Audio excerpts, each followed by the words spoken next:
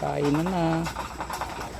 Update 15 out of 15 tayo sa Hinages. So nadagdagan tayo ng isa. Bumalik to si Puti.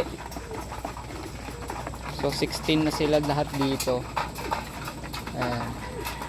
Siguro ayaw ko anong meron kay Red Bar. Parang may something sa kanya eh. Oh. Pero umuwi naman siya agad. Parang may tama eh. Ay, meron niya ata. Huliin natin mamaya. Ay, parang di makatayo.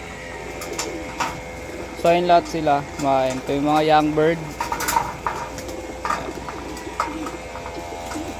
Breeder. Yun lang. Bye. Ayun. May tama nga to.